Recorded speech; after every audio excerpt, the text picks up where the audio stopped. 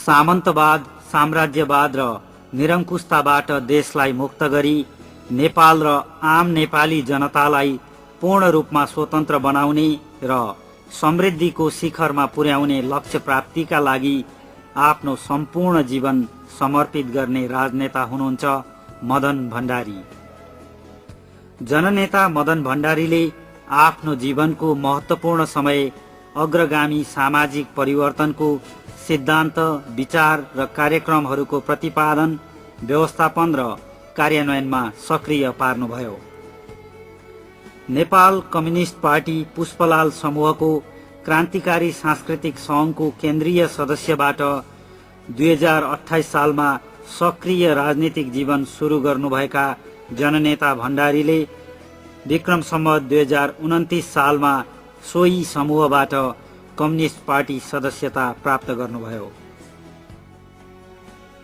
विक्रम सम्वत 2034 सालमा अखिल नेपाल क्रान्तिकारी communist coordination कमिटीको केन्द्रीय सदस्य रहनुभएका जननेता भण्डारी 2035 सालमा स्थापित नेपाल कम्युनिस्ट पार्टी मार्क्सवादी लेनिनवादीको संस्थापक केन्द्रीय सदस्य छानिनुभयो।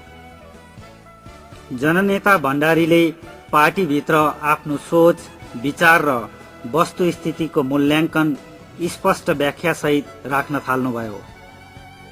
फलस्वरूप 2037 सालमा पार्टीको 7औं केन्द्रीय कमिटीको बैठकले विगतका उग्र वामपन्थी गल्तीहरू सच्याउँदै परिवर्तित परिस्थितिको ठोस विश्लेषण गर्यो।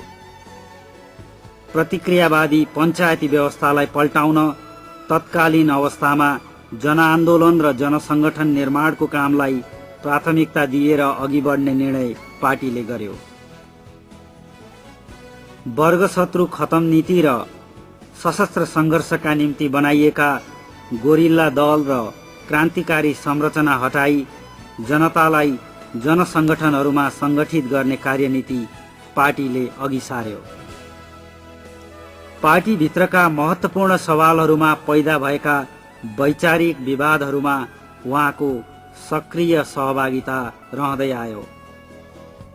आफ्नो सैद्धान्तिक क्षमता र राजनीतिक नेतृत्वकै भूमिकाका कारण 2041 सालमा उहाँ तत्कालीन नेकपा मालेको पोलिट ब्युरो सदस्यमा निर्वाचित हुनुभयो।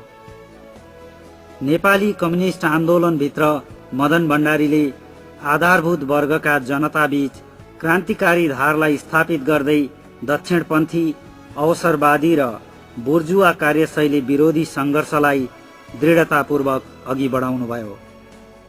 तत्कालीन वस्तुस्थितिको ठोस र मौलिक सोचहरूको विकास गरी नेपाली जनताको आन्दोलनलाई अघि बढाउने हिम्मत गरेकै कारण 2046 सालमा आयोजित नेकपा मालेको चौथो महाधिवेशनले जननेता भण्डारीलाई महासचिवमा निर्वाचित गर्यो।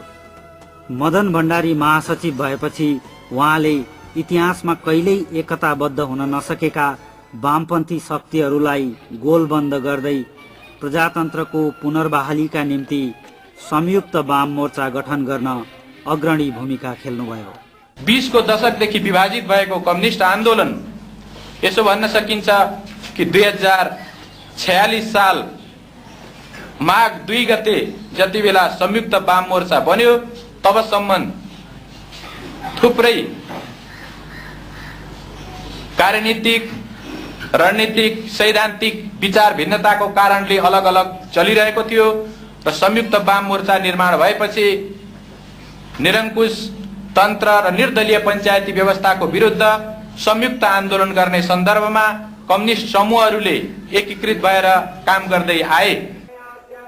निर्दलीय पञ्चायती व्यवस्था ढाल्ने आन्दोलन सशक्त पार्न प्रजातान्त्रिक शक्तिहरूसँग सहकार्य गर्न पनि उहाँको भूमिका अत्यन्त महत्त्वपूर्ण रह्यो। संयुक्त वाम मोर्चाको गठन, नेपाली कांग्रेसलाई पनि संयन्त्रमा ल्याएर संयुक्त आन्दोलनमा ल्याउन सक्ने क्षमता, आफू नेतृत्वको दाबी गरेर होइन, नेतृत्वको दाबी नगरिकन संगठित गरेर पञ्चायत ढाल्ने आन्दोलनको नेतृत्व गर्ने काम मदन भण्डारीको 46 सालको आन्दोलनमा असाधारण योगदान। खास गरेर गणेश मान सिंहसँग भेटेर उहाँले चाहिँ प्रजातान्त्रिक शक्तिहरूको एउटा बृहत्तर एकताको प्रस्ताव अगाडि सार्नुभयो। गणेशमान पनि त्यही मान्यतामा हुनुहुन्थ्यो र गणेशमान नेपाली काङ्ग्रेसबाट गणेशमानको त्यो परिकल्पना र यताबाट मदन भण्डारीको परिकल्पनाबाट 46 सालमा चाहिँ वामपन्थी वाम मोर्चा र कांग्रेसको बीचमा सहकार्य सम्भव भयो। सारमा म के सम्झन चाहन्छु भने हामी कम्युनिस्टहरूले नयाँ सन्दर्भमा गतिशील सृजनशील भएर जानुपर्छ, पुरानो जडताबाट माथि उठ्नुपर्छ र अलि साहसपूर्वक यसलाई चिर्नुपर्छ, अलिअलि अंश गरेर मात्रै होइन कि यसलाई एउटा क्रमबद्धतामा जानुपर्छ भन्ने कुरामा जोड गरेको कुरा चाहिँ मलाई याद हुन्छ। 2046 सालको जनआन्दोलनको सफलतापछि अन्तरिम सरकारमा सहभागी हुने, पार्टीलाई खुला गर्ने, पार्टीकै नामबाट संसदीय चुनावमा जाने र सरकार निर्माण गर्ने निर्णय लिँदै जनमतमा आधारित प्रतिस्पर्धात्मक राजनीतिबाट राजनीतिक लक्ष्य प्राप्त गर्ने नीति पार्टीले लियो। जननेता भण्डारी यी निर्णयहरूलाई इमानदारीपूर्ण ढंगले दृढतापूर्वक लागू गर्न अडिग हुनुहुन्थ्यो। 2046 को जनआन्दोलनको सफलतापछि राजा, नेपाली कांग्रेस र वाम मोर्चाका बीच भएको त्रिपक्षीय सम्झौताका रूपमा जारी भएको 2047 सालको संविधानलाई प्रजातान्त्रिक र जनपक्षीय बनाउन उहाँले महत्वपूर्ण भूमिका खेल्नुभयो।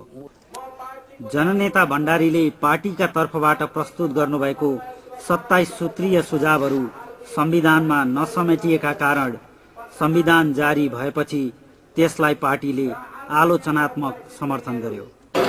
यो संविधानलाई हामी आलोचनात्मक समर्थन गर्छौं भनेर अभिव्यक्त गरेका छौं। आलोचनात्मक समर्थन गर्छौं भन्दाखेरि हाम्रो मुख्य भनाइ के हो?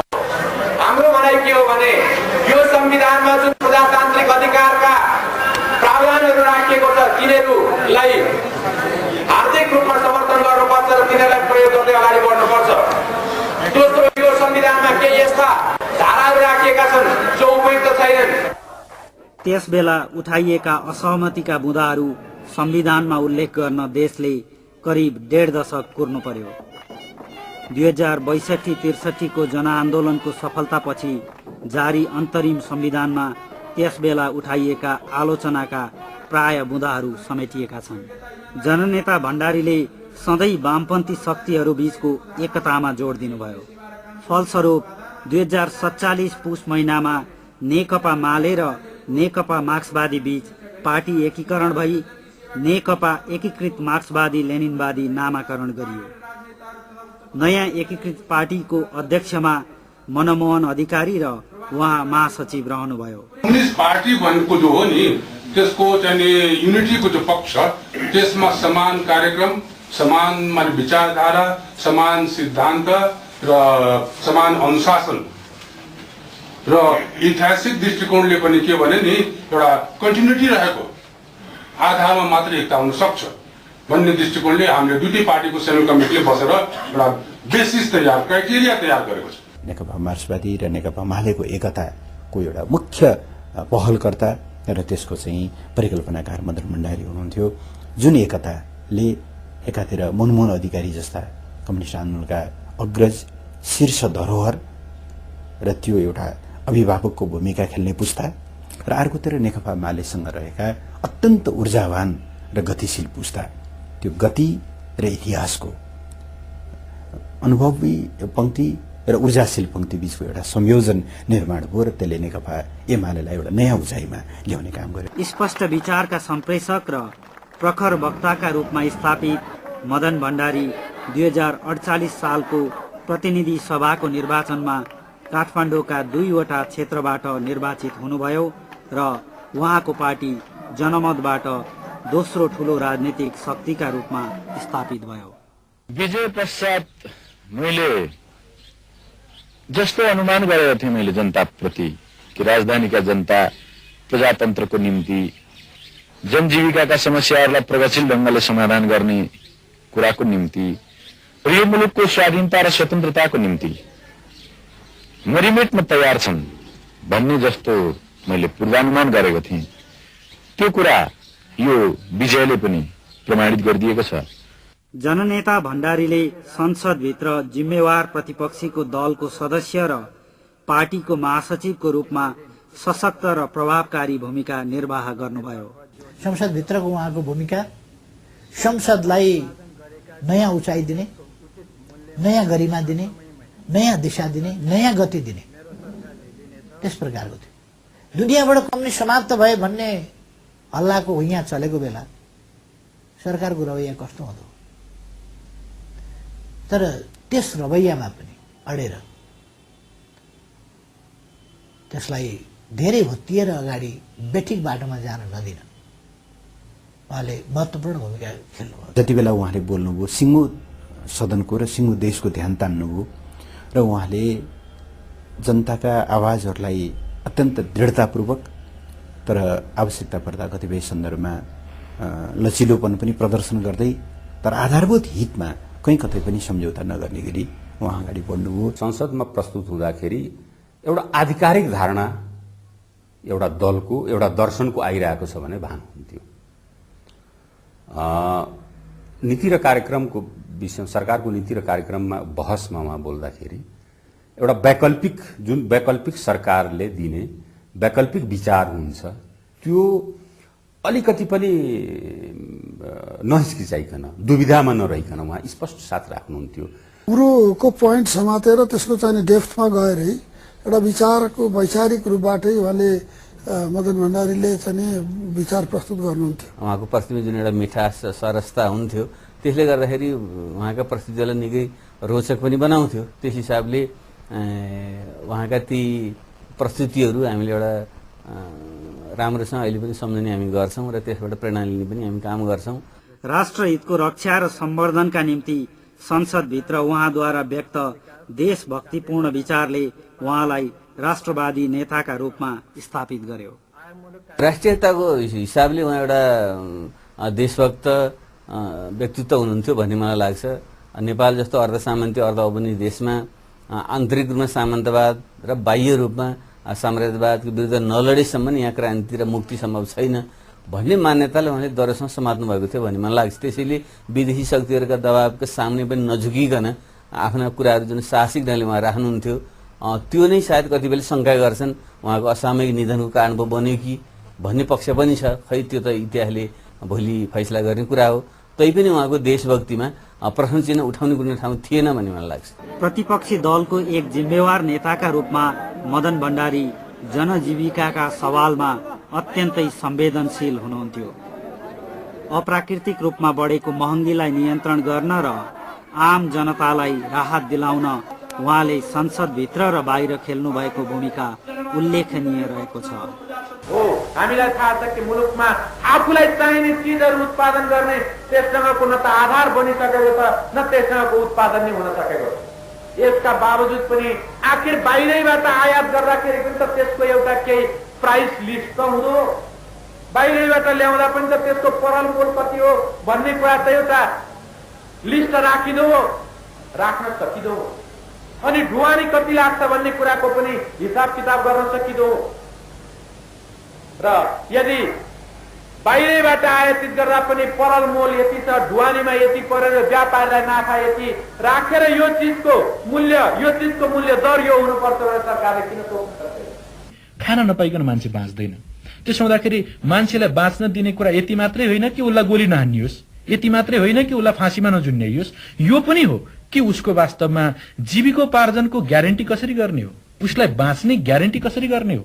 तर एउटा प्रजातान्त्रिक सरकारले, एउटा प्रजातान्त्रिक पद्धतिले, एउटा प्रजातान्त्रिक पार्टीले मान्छेहरूका भोगप्रति, रोगप्रति, मान्छेहरूका समस्याप्रति, शिक्षा र स्वास्थ्यका कुराहरूप्रति ऊ चिन्तित छ कि छैन र बोल्ने, लेख्ने, छाप्ने, सभा संगठन गर्ने, पार्टीहरूमा लाग्ने, आफ्ना विचारहरू एक्सप्रेस गर्ने त्यो कुराप्रति ऊ वास्तवमा साँच्चै हार्दिक रूपले नतमस्तक छ कि छैन यो कुरा देखिनुपर्छ। तत्कालीन सरकारलाई दबाव दिन सञ्चालन गरेको सडक आन्दोलनलाई जिम्मेवार बनाउन पनि उहाँ सचेत हुनुहुन्थ्यो। हिजो यिनीहरू गैर जिम्मेवार छन् भन्ने कसैले ठानिरहेको थियो, ज्यादा नजिकमा आएर छाम्ने क्रममा होइन जिम्मेवार रहेछन् भनेर बुझ्न थालेछ। यो मात्रै त्यसमा मेरो प्रतिक्रिया हुन सक्छ। र यदि हाम्रा कुनै एक्सपिरियन्सबाट केही हामीले गेन गरिरहेका छौं र त्यस्तो कुरा अलिकति वृद्धि भएको छ भने त खुसीकै कुरा। हरेकले आफ्नो पिठो बिकाउने कोसिस गर्छ, त्यस निम्ति मैले कुनै टिप्पणी गर्नु छैन। तर नेकपा एमाले जुन मुद्दाहरू जुन ग्राभिटीको साथ जस्तो हैसियतले उसले उठाउँदै आयो त्यो कुरा जारी राखेको छ र उसले जारी राख्नेछ। हामीलाई कसैले स्याबासी दिए त्यसलाई हौसिएर अलिकति बढ्ता उफ्रिने, कसैले हामीलाई निन्दा भर्सना गरे खुम्चिएर मरिज जस्तो बन्ने यो पार्टीको संस्कार पनि छैन र हामी त्यस्ता कुराहरूलाई सुन्छौं, काम लाग्ने कुरा लिन्छौं। जननेता भण्डारीले अन्तर्राष्ट्रिय कम्युनिस्ट आन्दोलनमा परेको धक्का र आरोह अवरोहलाई मार्क्सवाद लेनिनवादको वैज्ञानिक सच्चाइमा पुग्न र सृजनात्मक प्रयोग गर्ने अवसरका रूपमा लिनुभयो। सिद्धान्तका लागि जीवन होइन, जीवनका लागि सिद्धान्त हुनुपर्छ भन्ने नेता भण्डारीले मुलुकको विशिष्टतालाई हेरेर नेपाली कम्युनिस्ट आन्दोलनको रक्षा र विकासका लागि जडतालाई तोड्दै शास्त्रीय मार्क्सवादी रचनाहरूभित्र सृजनात्मक सोचको क्षितिज खोज्नुभयो। कम्युनिस्ट आन्दोलनलाई मुलुकको प्रजातान्त्रिक आन्दोलनसँग गाँसेर जननेता भण्डारीले जनताको बहुदलीय जनवाद नामक नयाँ चिन्तन एवं धारणा अघि सार्नुभयो। संविधानको सर्वोच्चता, बहुलवादी खुला समाज, शक्ति पृथकीकरणको सिद्धान्त, मानव अधिकारको रक्षा, आवधिक निर्वाचन, बहुदलीय प्रतिस्पर्धात्मक प्रणाली, बहुमतको सरकार र संवैधानिक प्रतिपक्ष, कानूनी राज्य लगायतका विशेषता सहितको राज्य प्रणालीबाट कल्याणकारी जनवादी व्यवस्था सुदृढीकरण, विकास र समाजवादमा संक्रमण गर्ने भौतिक तयारी सम्बन्धी ठोस दृष्टिकोण सहित जनताको बहुदलीय जनवादलाई जननेता भण्डारीले अगाडि ल्याउनुभयो। कम्युनिस्ट पार्टीले प्रजातान्त्रिक अभ्यास गर्नुको अर्थ कम्युनिस्ट पार्टी चल्नै नसक्ने रहेछ भन्ने निष्कर्षमा पुग्नु हुँदैन। नेकपा एमाले प्रजातान्त्रिक ढंगले छलफल चलाउँदा, प्रजातान्त्रिक ढंगले चल्ने कोसिस गर्दा त्यो अलि अनुपयुक्त हुने र नकारात्मक हुने खालको अनुभूति भयो भने वास्तवमा यसले कम्युनिस्ट पार्टीलाई, कम्युनिस्ट आन्दोलनलाई हानि गर्छ। नेपाललाई स्वतन्त्र सार्वभौम धर्मनिरपेक्ष जनताको जनवादी गणतन्त्र घोषित गरिनेछ। शक्ति पृथकीकरणको सिद्धान्तको आधारमा संविधानले व्यवस्थापिका, कार्यपालिका र न्यायपालिकाको व्यवस्था गर्नेछ। निर्वाचित व्यवस्थापिका सभाले ऐन कानूनहरूको निर्माण गर्नेछ। संविधानले मानव अधिकार र जनताको मौलिक प्रजातान्त्रिक अधिकारहरूको ठोस प्रत्याभूति र सुरक्षा गर्नेछ।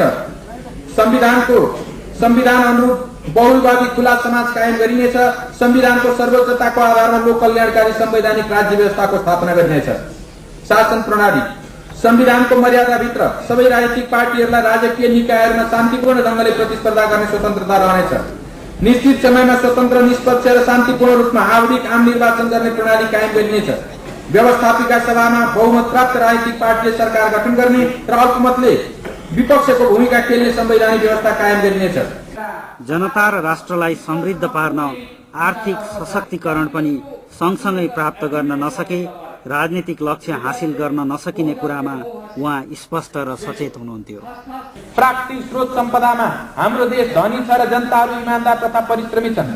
सामन्ती तथा साम्राज्यवादी शोषणलाई समाप्त पार्ने जनताको श्रमशील र प्रतिभालाई विकास निर्माण सञ्चालन गर्ने तथा प्राकृतिक स्रोत सम्पदालाई राष्ट्रिय हितमा उपयोग गर्ने प्रगतिशील विकासको दिशा अवलम्बन गर्ने हो भने नेपाल एउटा सुन्दर, समृद्ध र सुखी देश बन्न सक्ने कुरामा कुनै शंका गर्नु पर्दैन।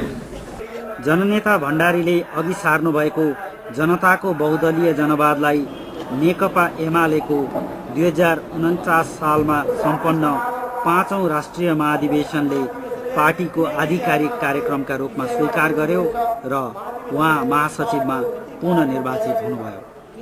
अहिलेको राजनीतिमा देखा परेको वर्गीय विचलन र जातीय आवेग र उन्माद जुन छ, यो चिजलाई उहाँले राष्ट्रिय एकताको मूलधारामा सबै जातीय, वर्गीय, लैङ्गिक, क्षेत्रीय विभेदहरूलाई उहाँले एकीकृत रूपमा व्यवस्थापन गर्नको लागि उहाँले आफ्ना विचारहरू संगठित रूपबाट अघि सार्नु भएको थियो। जनताको बहुदलीय जनवादको राजनीतिक कार्यदिशाले यी सबै चिजलाई समष्टिमा बोकेको छन्। क्रान्तिको लागि हतियार उठाउनु अनिवार्य छ। कम्युनिस्ट पार्टीले आफ्नो फौज बनाउनु, सेना बनाउनु अनिवार्य छ। यसो पनि भनिन्थ्यो, सेना नभएको कम्युनिस्ट पार्टी नै होइन। यो ढङ्गको मान्यतालाई तोड्दै उहाँले समाजको शान्तिपूर्ण रूपान्तरण, जनताको व्यापक जनमतका आधारमा समाज परिवर्तनको जुन एउटा दिशा उहाँले दिनुभयो, तत्पश्चात नेपाली राजनीति त्यही दिशामा अगाडि बढिरहेको छ। मानव जातिले विभिन्न क्षेत्रमा गरेका प्रयोग परीक्षण र प्राप्त गरेका उपलब्धिहरूलाई स्वीकारेर तिनलाई प्रयोग गरेर विज्ञान प्रविधिको क्षेत्रमा, सञ्चार यातायातको क्षेत्रमा र अन्य क्षेत्रहरूमा मानव जातिले जुन उपलब्धिहरू हासिल गर्यो तिनलाई समेत समेटेर जनताको बहुदलीय जनवाद भन्ने विचार भयो। यो दर्शनसँग सम्बन्धित छ, सिद्धान्तसँग सम्बन्धित छ, विचारसँग सम्बन्धित छ, राजनीतिक कार्यक्रमसँग सम्बन्धित छ, यो नीतिहरूसँग सम्बन्धित छ। तर सर्वोपरि कुरा यो वातावरणसँग सम्बन्धित, मानवाधिकारसँग सम्बन्धित, जेसँग सम्बन्धित भए पनि सर्वोपरि रूपमा यो मानव समाजलाई सुखी बनाउने कुरासँग सम्बन्धित। कमरेड मदन कुमार भण्डारीको अगुवाईमा जनताको बहुदलीय जनवादको अवधारणालाई अगाडि सारिसकेपछि हामी के उचाइमा आयौं भने जनवादमा पनि धेरै राजनीतिक पार्टीहरूको गठन हुनेछ, तिनीहरूका बीचमा प्रतिस्पर्धा हुनेछ। त्यो प्रतिस्पर्धाका आधारमा जसले जनताको विश्वास अर्जित गर्न सक्छ त्यसलाई मात्रै रुल गर्ने अधिकार हुन्छ। खाली बलका आधारमा सत्तामा बस्ने प्रणालीबाट कम्युनिस्ट आन्दोलन मुक्त हुनुपर्छ, समाजवादी आन्दोलन मुक्त हुनुपर्छ, जनवादी आन्दोलन पनि मुक्त हुनुपर्छ भन्ने कुरा उहाँले अगाडि सार्नुभयो।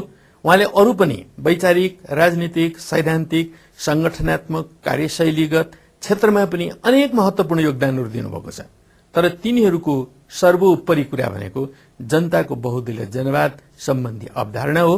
त्यो अवधारणा नै सबभन्दा निर्णायक र महत्वपूर्ण र साथसाथै यो दूरगामी महत्वको योगदान पनि हो।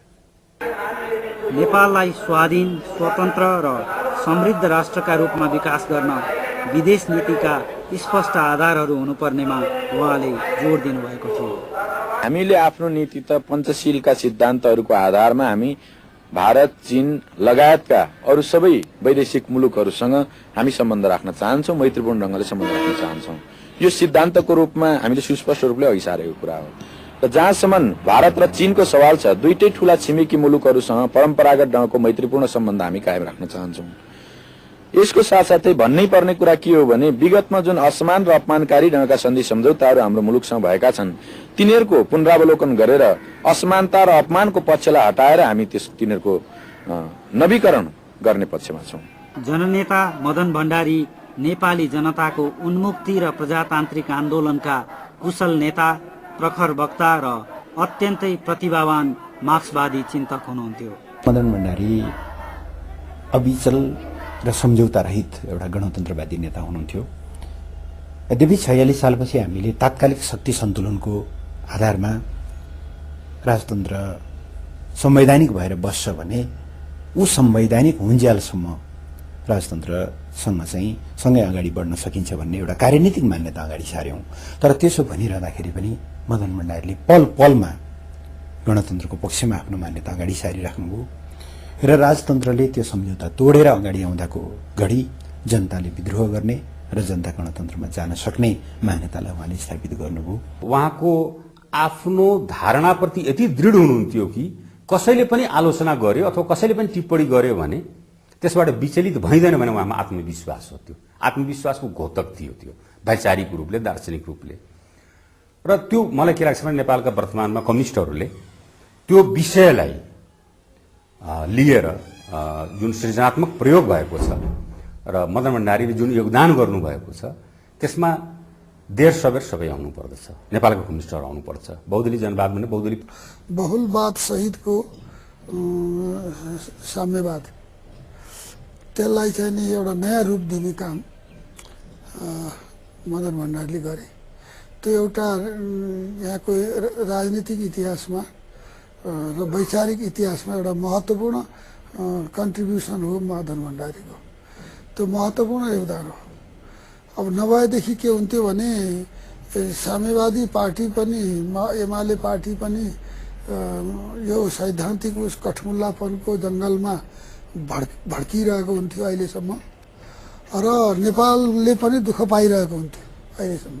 किनभने त्यो उग्रतामा त केही न केही घटनाहरू घटिरहन्थे, एउटा अनेक उपद्रव भइरहेको थियो। त्यो सबै कुराबाट बचाइदिने काम मदन भण्डारीले बडा सुझबुझको साथ गरे हुन्। उहाँ एउटा असाध्यै गतिशील, सृजनशील, साहसी एउटा नेता हुनुहुन्थ्यो। जसले कम्युनिस्ट आन्दोलन रक्षात्मक भएको अवस्थामा नयाँ ढङ्गले सोच्ने र नयाँ ढङ्गले फेरि मार्क्सवाद स्थापित गर्ने र क्रान्तिलाई अगाडि बढाउने ढङ्गले जुन उहाँले सोच्नुहुन्थ्यो उहाँको सोच्ने तरिका बिल्कुल नयाँ मौलिक सृजनशील हुन्थ्यो। त्यो पक्ष चाहिँ मलाई मन परेको र फेरि साहसपूर्वक निडर भएर आफ्नो कुरा जुन राख्नुहुन्थ्यो त्यो पनि उहाँबाट चाहिँ एउटा सिक्न लायक गुण हो भन्ने कुरा म सम्झन्छु। जननेता कमरेड मदन कुमार भण्डारी नेपालको नेपाली समाजमा खालि नेकपा एमालेका नेताको रूपमा मात्र होइन, नेपालको कम्युनिस्ट आन्दोलन, नेपालको लोकतान्त्रिक आन्दोलन र नेपालको देशभक्तिपूर्ण आन्दोलनका पनि मूर्धन्य नेता हुनुहुन्थ्यो। त स्वाभाविक रूपले उहाँले जुन प्रकारका विचारहरू अगाडि सार्नुभयो, दृष्टिकोणहरू अगाडि सार्नुभयो, नीतिहरू अगाडि सार्नुभयो र जुन प्रकारको क्रान्तिकारी व्यवहार मार्फत यो समाजलाई रूपान्तरण गर्ने काममा उहाँ आफैले आफ्नो कालखण्डमा अगुवाई गर्नुभयो, ती चिजहरूको इम्प्याक्ट, ती चिजहरूको प्रभाव हाम्रो समाजमा उहाँको समय कालखण्डमा मात्र होइन, त्यो लामो समयसम्म नेपाली समाजमा रहिरहन्छ र ती कुराहरूले मार्गदर्शन गरिरहन्छ। स्वाभाविक रूपले हाम्रो पार्टीको र नेपालको कम्युनिस्ट आन्दोलनमा सिर्जना भएका अनेकन नयाँ वैचारिक श्रृङ्खलाहरू मध्ये जनताको बहुदलीय जनवाद जस्तो जुन नेपाली क्रान्तिको मौलिक सिद्धान्तलाई अगाडि बढाइयो, त्यसको अगुवा नेताको हैसियतमा कमरेड मदन कुमार भण्डारीलाई नेपालको कम्युनिस्ट आन्दोलनले, नेपालको लोकतान्त्रिक आन्दोलनले र नेपालको देशभक्तिपूर्ण आन्दोलनले सदा सदा सम्झना गरिरहन्छ। विक्रम सम्वत 2009 साल असार 14 गते ताप्लेजुङको ढुङ्गे साँगुमा जन्मनुभएका मदन भण्डारी राजनीतिक कामको सिलसिलामा पोखराबाट चितवन फर्कने क्रममा गाडी दुर्घटनामा पर्नुभयो। सँगसँगै यात्रा गरिरहनुभएका सहयोद्धा नेता जीवराज आश्रित र जननेता भण्डारीको सोही दुर्घटनामा 2050 जेठ 3 गते निधन भयो। रहस्यमय दुर्घटनामा भएको उहाँको मृत्युले आम नेपाली जनताको उन्मुक्ति, स्वतन्त्रता र समृद्धिको आन्दोलनलाई ठूलो क्षति पुग्यो। प्रतिभाशाली विचारक, चिन्तक र प्रखर सृजनात्मक क्षमता भएका जननेता भण्डारीको असामयिक निधनले नेपाली राजनीतिलाई अपूरणीय क्षति पुगेको छ। जननेता भण्डारीको उपस्थिति भौतिक रूपमा नभए पनि उहाँले प्रतिपादन गर्नुभएका विचारहरूले नेपाली राजनीतिलाई सधैँ मार्गनिर्देशन गरिरहनेछन्।